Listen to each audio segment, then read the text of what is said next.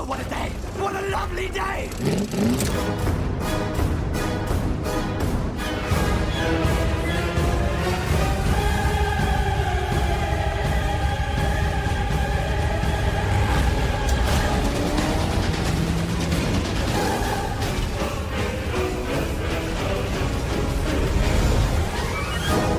Welcome to the Mad Max Minute Podcast, the daily podcast where we break down Mad Max 1 minute at a time. I'm Rick. And I'm Julia. And today we're talking about minute 10 of Mad Max. Happy Friday, everybody. We're at the end of week 2.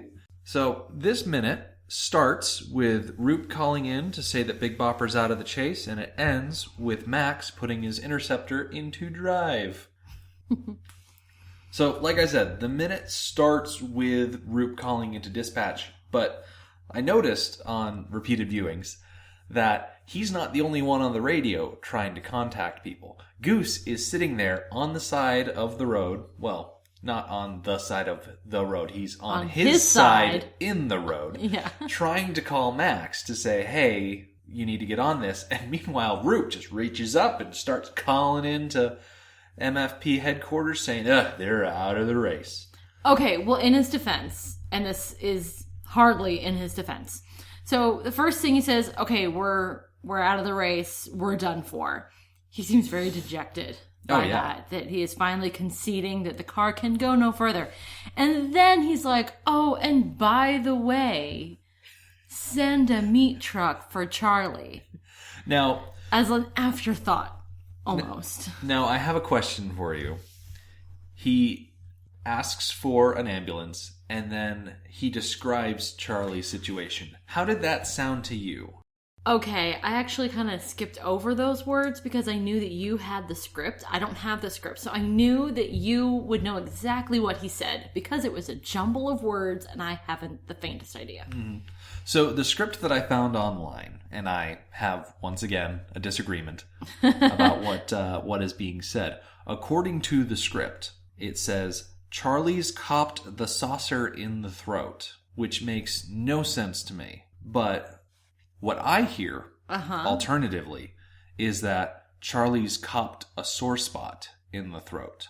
And I feel like that just makes more sense. It does make more sense. I've also heard people say that he's caught a sauce pot in the throat. Okay. But I will go down defending that he caught a sore spot. It just makes more sense to me. I'm going to go with you on that because I got nothing from that. I got the Charlie's something and then in the throat. Yeah. It's between that I haven't the faintest.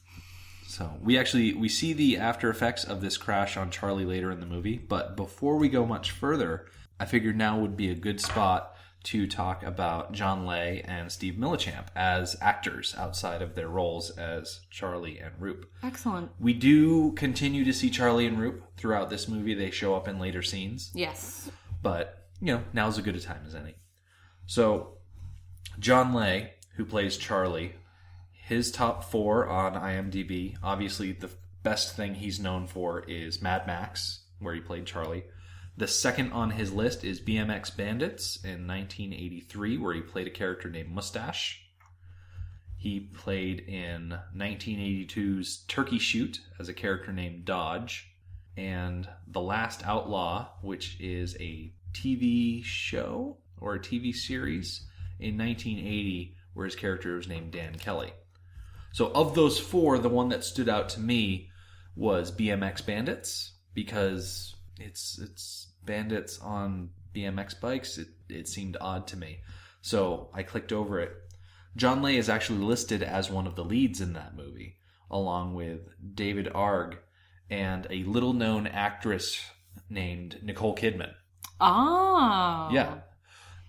BMX Bandits was one of 4 roles that she played in the year of 1983. So this was one of her first movie roles, playing opposite John Lay and David Arg in BMX Bandits, which, according to the synopsis on IMDb, it's a bunch of kids who are really good at riding bikes, and they find a box full of radios and get involved with bank robbers.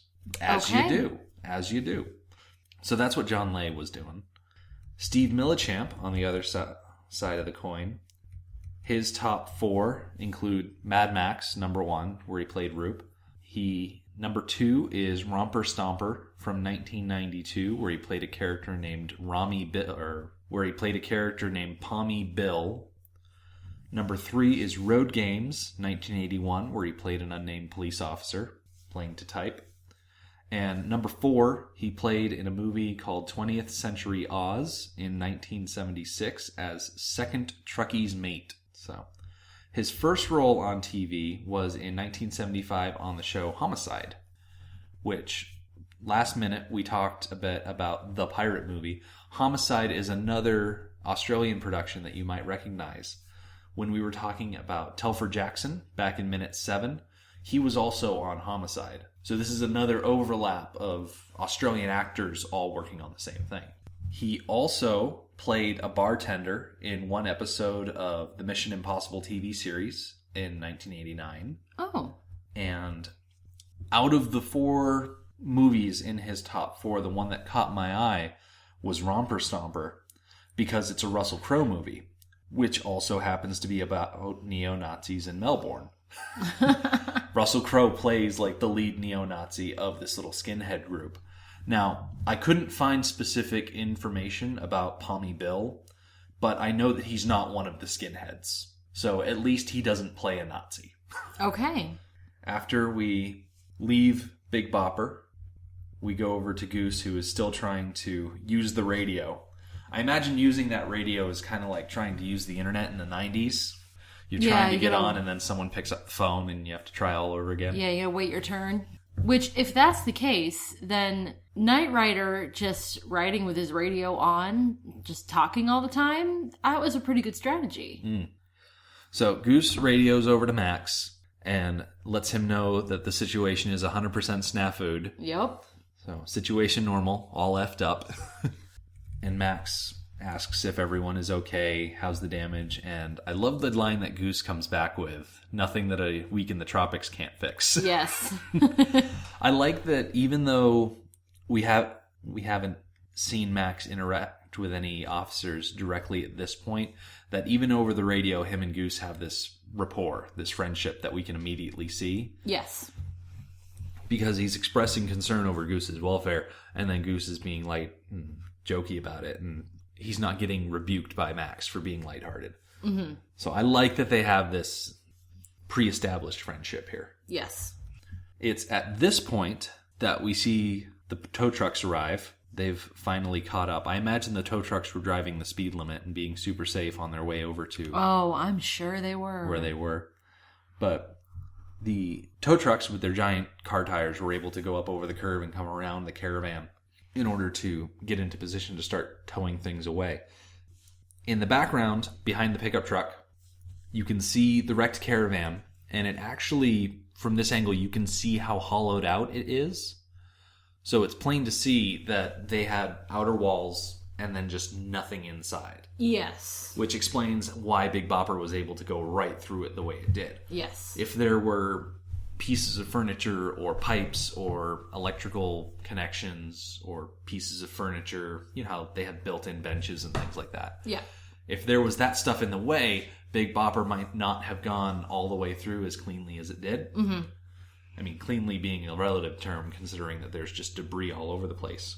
Aside from the caravan, and I pointed this out to you as we were watching this minute before we started recording. Yes. You can see Scuttle in the background, walking around the front of the car and kind of heading off towards the side of the road. And what that tells me is that Scuttle, completely fine. If not, banged up. Yes. He was able to get out of the car, get up, and start walking enough to get off the road. I don't think Sars survived, as we discussed last minute. I concur. And part of that is when we see Scuttle walking towards the side of the road, he's not doing so with any urgency. Mm-hmm. He's not checking the other side of the car to check on Sars. He's behaving as if Sars is already gone. Right. And he doesn't need to worry about Sars anymore. He can worry about himself. So I agree. I don't think Sar survived. Yeah, and he seems kind of dazed. Like, it's not a deliberative walk. It's sort of a dazed shuffle type of thing. Mm-hmm. Like, he's not dragging his feet, but it also doesn't seem like he's walking determinedly. Yeah. So, unfortunately, the two most competent officers in the first part of this race just gone. Yeah. Because I imagine with Sars in the ground, Scuttle would want some time off, which is probably why we don't see him for the rest of the movie. Perhaps. So as the tow trucks pull onto the scene, we see the carnage, and we get that question about damage, and then the Nightrider decides to, interject. Mm-hmm. Talking about, oh, you should see the damage, metal damage, brain damage, all sorts of things. And as I was watching the Nightrider do his little rant here, I want to go back to what I said earlier, because I mentioned earlier that the Pursuit Special doesn't have a back seat, and that was wrong. The Pursuit Special does have a back seat. It's just that the Pursuit Special is a coupe. It's not a sedan. Oh, okay. So it doesn't have back doors. Okay. Which makes it just as poorly equipped as an apprehension vehicle. Because if you've got someone handcuffed and you want to put them in the back seat, you have to open the door, flip the seat forward, let it slide up forward. Then you have to let them climb over that front seat awkwardly because they're going to have their hands behind their back. It's not a good car when you've got someone handcuffed in the back. It's not helpful. Absolutely. Terribly awkward. But there is a back seat, and I just wanted to clarify that. All right. Without having to do an extraneous note from the corrections department. So, we actually get a little bit of IMDb fun fact trivia in this minute. The words that he's saying in his little rant here, some of the lyrics are taken from the AC/DC song Rocker. The lines that are specifically used are, I'm a rocker, I'm a roller, which if you've ever heard that song, that phrase, I'm a rocker, I'm a roller, is used about 24 times. Yeah, I looked up the lyrics and that there's not much else besides I'm a rocker, I'm a roller. Yeah. The other line that is used from the song is, I'm a right out of controller, which is why we saved this fact for this specific minute. The fact that it says, I'm a rocker, I'm a roller, and I'm an out of controller. So in this rant, the Nightrider refers to his girl by using the phrase, it's me and my Marmaduke. And you mentioned that last minute as interpreting that as being her name specifically. Yes. So I did some digging. Okay. I found a few discussion boards on madmaxmovies.com. They were discussing this very subject there. And there are a lot of theories that are flying around about what he meant by that. The first theory I found suggests that, like you thought, it's just her name, being Marmaduke. Another post suggested that it could be a pet name or a slang term. And I kind of took that and did some looking around on other websites trying to find justification for that reasoning. Marmaduke doesn't seem to be a slang term used in any common vernacular as a denotation of a significant other. Okay. Like, it's not used as if someone was saying baby or hun or any sort of, signifier. There were a lot of entries on Urban Dictionary that had nothing to do with what was being discussed in this minute or how the word was being used. I'll let people look that up on their own time, but it's not specifically related to this minute. A lot of references to the Marmaduke comic strip, just not always in the way that you would assume. Okay. So that was a fun one. The other suggestion that I found is that the Marmaduke he's referring to isn't actually the woman in the car with him, but the car itself. Because the whole idea of Marmaduke is, in the comic strip at least, he's a large dog. And it's kind of the idea of a large dog living in a domestic settings, and they make a bunch of jokes about him being a large animal. And so that theory posits that Marmaduke denoting something large, the car is something large. And so it's going to be him and the car, as he says, paving a rubber road to freedom. I think that's in the next minute where he says that specifically. Mm-hmm. But aside from that, I found another website called waltzingmorethanmatilda.com, which is a internet depository for things like Australian slang. It described Marmaduke as an Irish name, meaning the follower of Saint Madoc, who is an Irish saint or something like that. I didn't do too much research into Madoc as a saint, but I severely doubt that him using the phrase Marmaduke has anything to do with saints. It's not entirely clear 100% what he's talking about when he says Marmaduke. I will give you that. Okay. I think if it was her name, I feel like they would have thought to put that in the credits. But these are also the same people that credited Peter Culpin as the caravan driver when he was very obviously not sitting behind the wheel of a pickup truck, and totally stole away the title of caravan driver from D. Traylor. It should have been D. Traylor, caravan driver, Peter Culpin, caravan driver's husband. But that's a whole other minute I'm going back to. As the Nightrider is ranting and raving, we are intercut with images of Max doing things like adjusting his glasses, tightening his gloves, and whatnot. It occurs to me that, we're 10 minutes in. Yep. We have seen bits and pieces of Max. Still haven't gotten, like, a full face shot. Mm-hmm. We've heard his voice now. They're definitely going for the long, slow reveal. He has spent quite a bit of time preparing for this chase. Right. He finished doing whatever it was he was doing to his car, put it all back together, got himself cleaned up, suited up, put his uniform back on.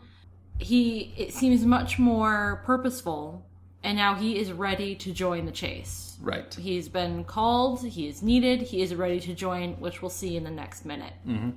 As opposed to Roop and Charlie, who entered the chase completely haphazardly.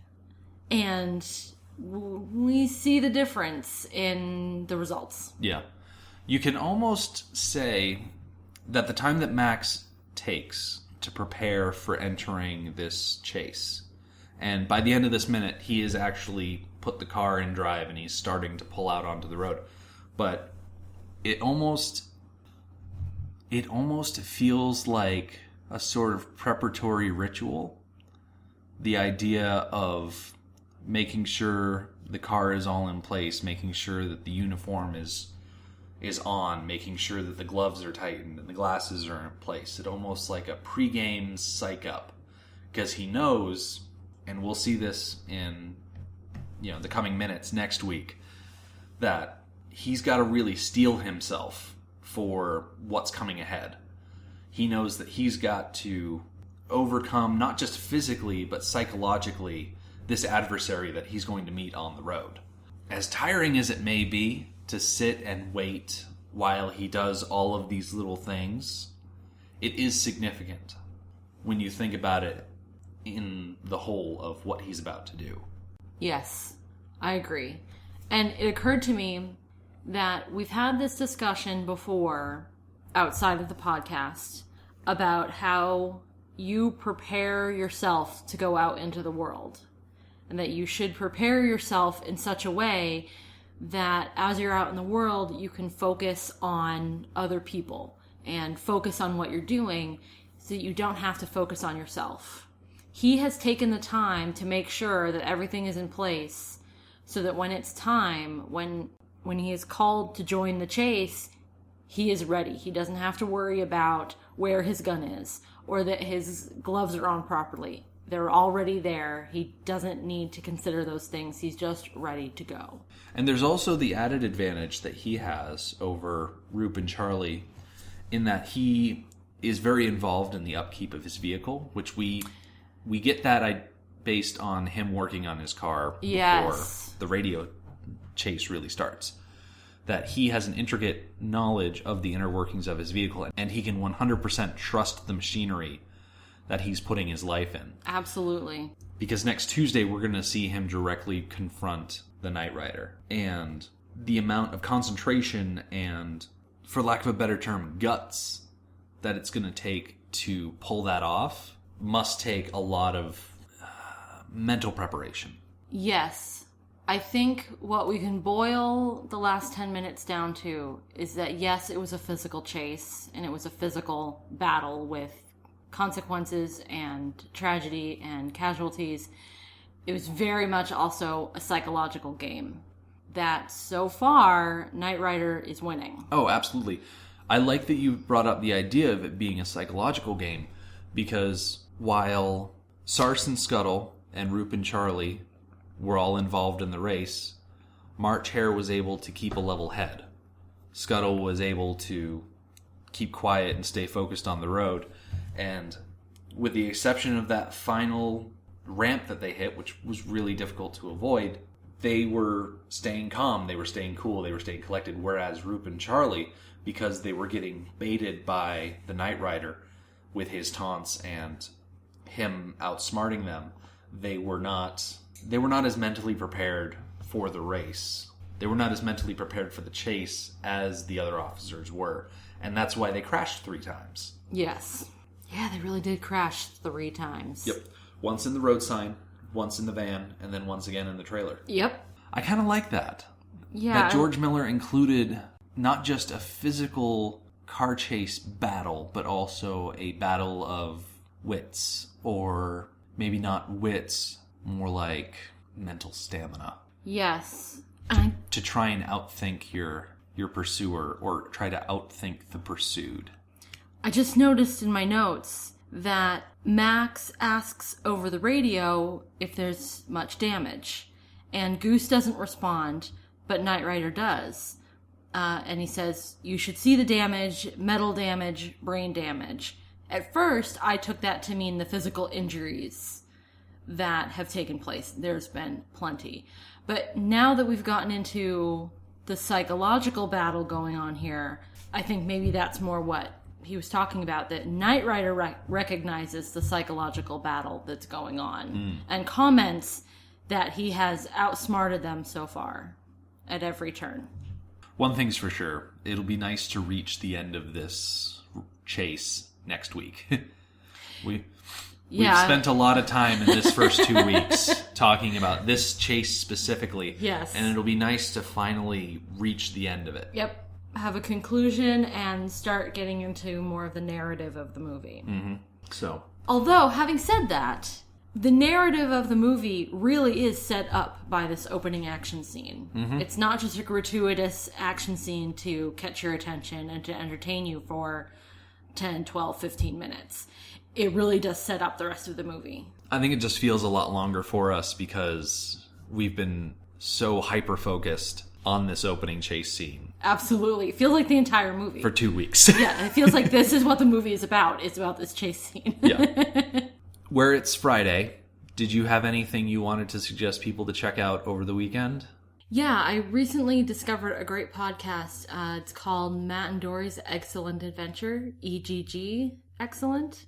It's about their journey with IVF. So you can check that out on iTunes, and I think Google Play. Matt and Dory's Excellent Adventure. And if you like the minute-by-minute podcast format and would like to find other movies done by other shows, you can go to a website called www.moviesbyminutes.com, and there is a sort of catalog with a couple dozen different shows that you can choose from. Everything from Clueless to Jurassic Park to The Goonies to Lord of the Rings, all sorts of stuff.